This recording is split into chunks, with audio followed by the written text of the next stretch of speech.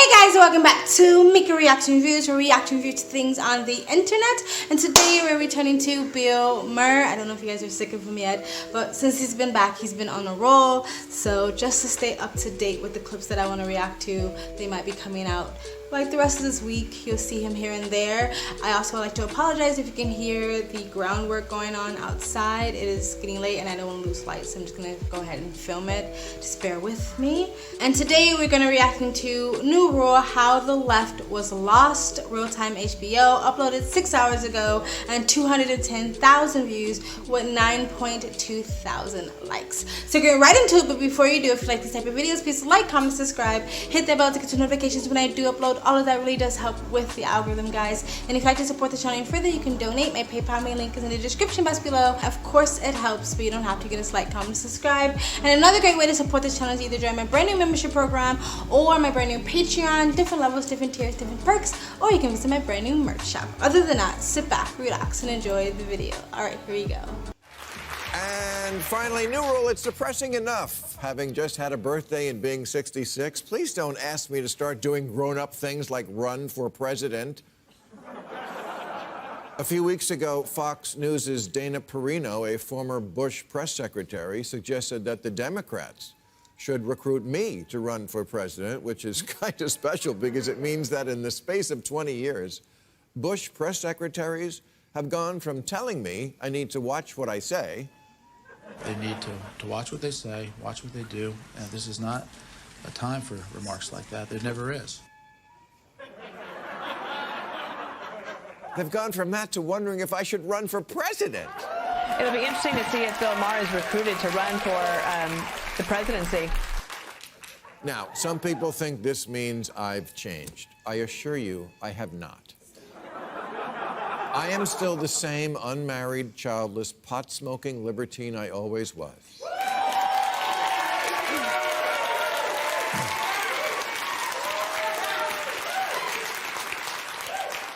I have many flaws, but you can't accuse me of maturing.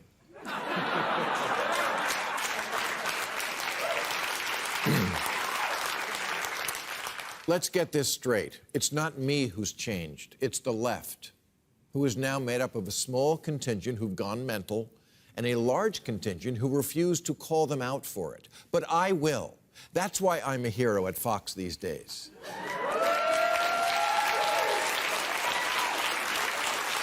Which shows just how much liberals have their head up their ass, because if they really thought about it, they would have made me a hero on their media.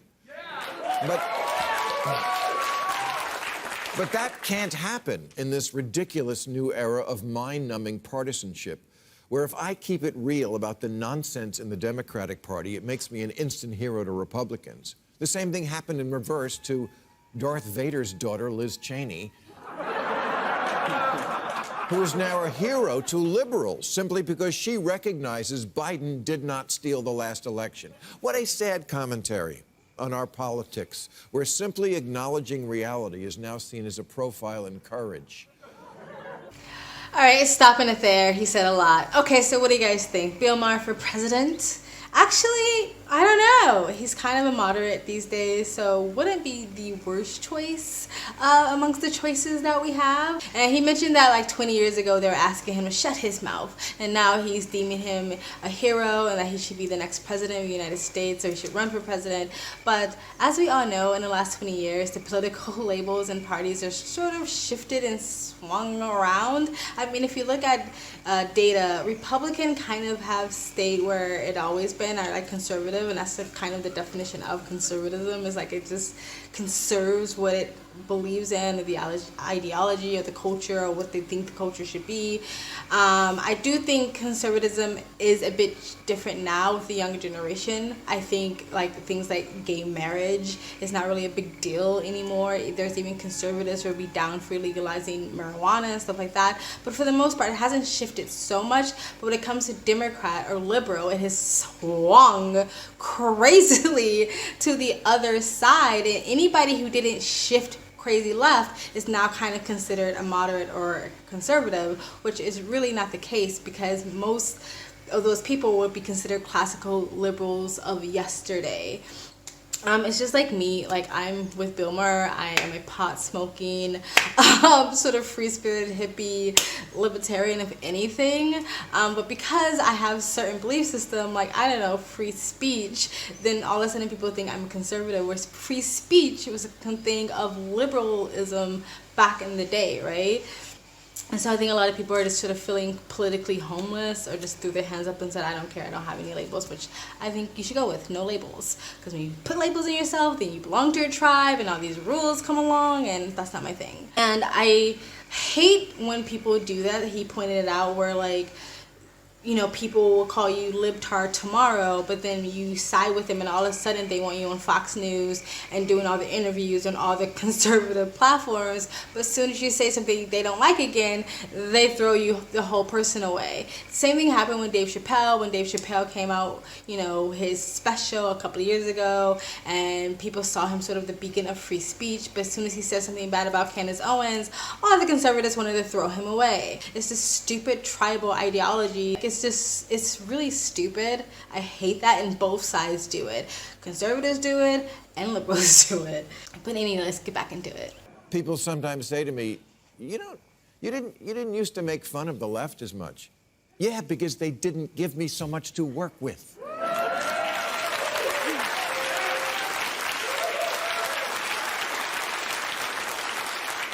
The oath of office I took was to comedy.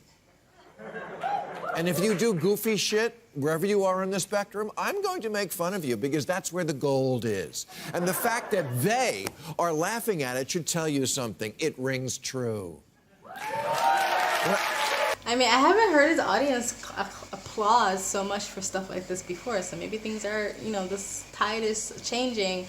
It's true. Like, when people look at Dave Chappelle and say, well, Dave Chappelle should stop talking about trans issues so much, he must be transphobic. It's like, no, it's in the news a lot. Comedians talk about what's culturally relevant, and so if it's in the news a lot and you're doing stupid shit, you're gonna get laughed at, and no one's immune to that. No one's immune to comedy. And again, it's that tribal thinking. I'm on this side, so I can't talk about it, I can't laugh at it, I can't make fun of it. It's like, I'm a fucking hippie, I make fun of hippies all the fucking time. Anyway, let's get back into it.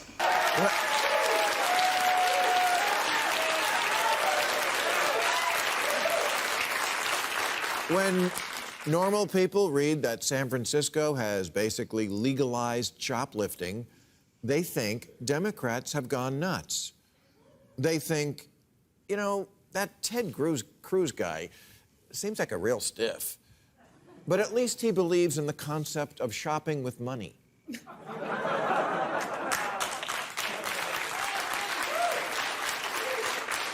It's not my fault that the party of FDR and JFK is turning into the party of LOL and WTF.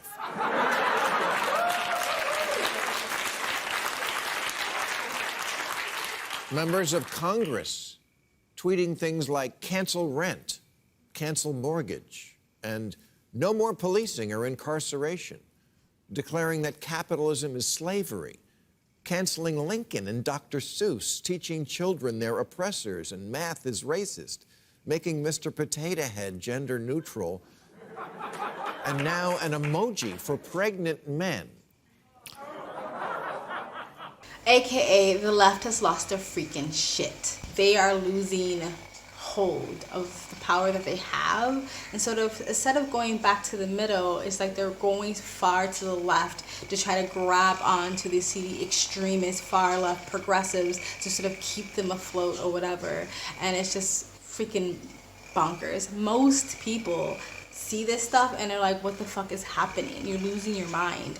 Most people want to feel protected by the police. Most people don't feel like it's fair that they have to spend their hard-earned money for food and groceries and materials, but someone can just come in and literally, you've seen these videos of people taking whole garbage bags and cleaning off the entire shelf and then just walking out. Why do other people have to feel like they have to spend their money, and when someone can just do that and completely get away with it because of the bigotry and low expectations, right? Oh, these poor people of color, so let's just let them shoplift and steal. This anti-capitalism movement that they've been teaching in universities for years now. I see so many young people that I know are still in university. They are constantly posting memes about how bad capitalism is. No, crony, corrupt capitalism is bad. But yeah, let's get back into it. Real. I'm not making it up. California just passed a law requiring large retailers to have a non-gendered toy section. A non-gendered toy section? Isn't Ken enough?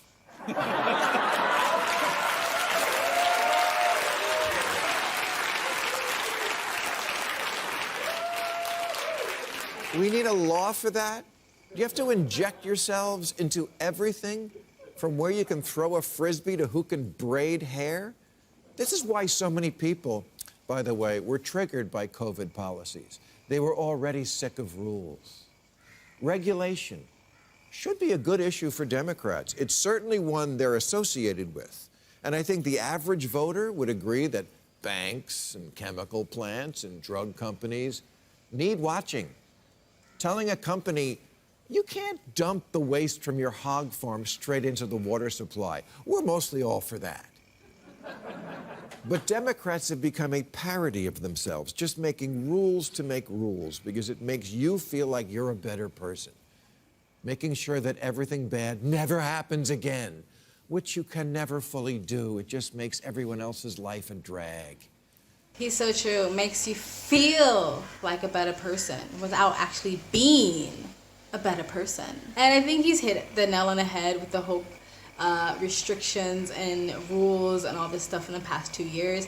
We've had 4 years of a lot of division, a lot of back and forth, a lot of heated discussions, and then you lock people down, take their jobs away, take their livelihoods away, and give them an uncertain future. Yeah, people are gonna fucking lose their shit. All right, let's continue. The Biden infrastructure bill has a provision that requires all new cars to install an alert system that goes off when you leave a baby in the back seat, which is something done only by crackheads and people who sadly, yes, do it on purpose. And after every one of us winds up bearing the cost for cars to install this alarm, you know who's going to ignore it? Crackheads and people who do it on purpose. Interesting. I wonder if he has the same belief system when it comes to gun laws, because the only people that follow gun laws are law-abiding citizens and not actually criminals who use guns to commit crimes. Wonder if he has the same belief system on that one. Anyway, let's continue.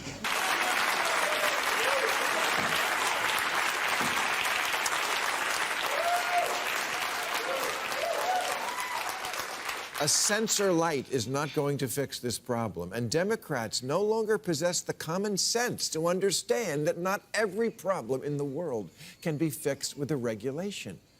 But don't tell that to the advocacy groups who also want every future car in America to only start when the driver blows into a breathalyzer. Oh, great, my other car is a Karen.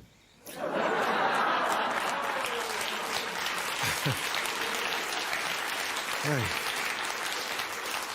Well, you know, it's also not safe to drive when you're crying. Should we make a car that follows your texts and stops the engine when you're dumped?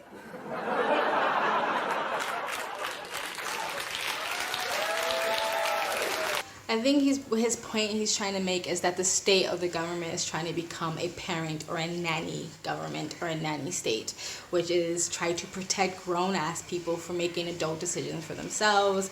But I mean, this has been a slippery slope since we've been making laws and policies, but I think it's just going off the deep end. But yeah, let's continue.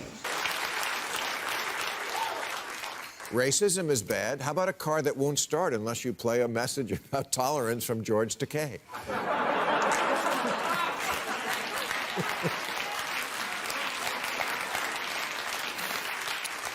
Regular viewers of this program may recall my long battle to get solar power hooked up at my house. It involved this shed, which had to be built to house this solar battery. Yes, that battery needed a house to live in. And not just any house, one that had to follow the specifications of this chart. That's a real chart of the steps we had to go through to get this thing turned on. Democrats have to stop thinking that what the voters dream about is to be hassled. If you buy a shed at Costco, it comes with this warning. Warning, this product can expose you to wood dust. Wood dust. No kidding, which is known to the state of California to cause cancer. That's right, California thinks you're going to snort your shed.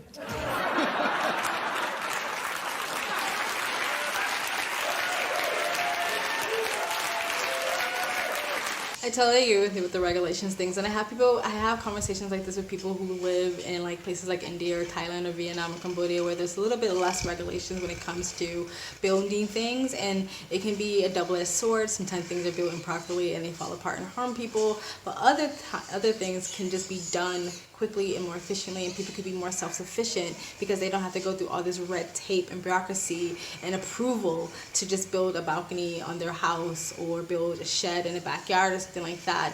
Whereas in certain places in America, you can't even collect your own rainwater because of health and safety issues. Rainwater that you personally want to use, you cannot do that because it's against regulations or policies in some states in America, where people can do that in a lot of other countries, just freely collect rainwater for themselves, free rain.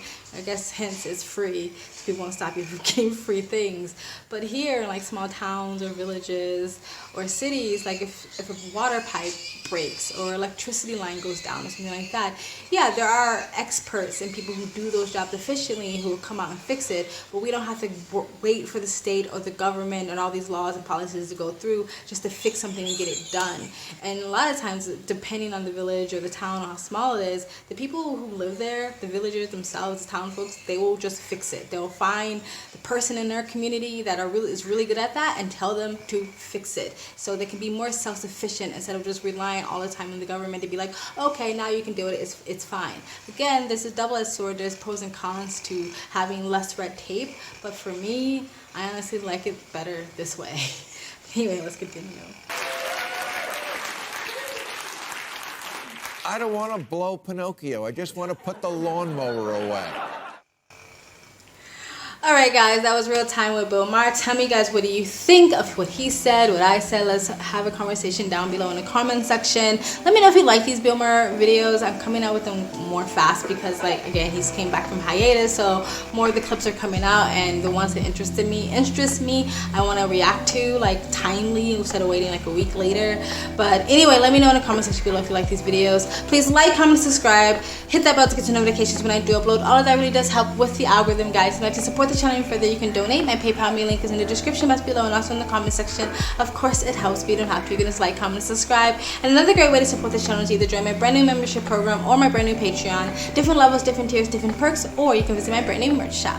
I also have a second travel vlog channel. I travel as a lifestyle, or I live abroad. If you'd like to know where I am in the world, you can go to the description box below and also in the comment section. Hit the link, go subscribe to my travel vlog channel, and or follow me on my travel Instagram. My stories is usually what's most up to date. And you guys have an amazing day. Bye.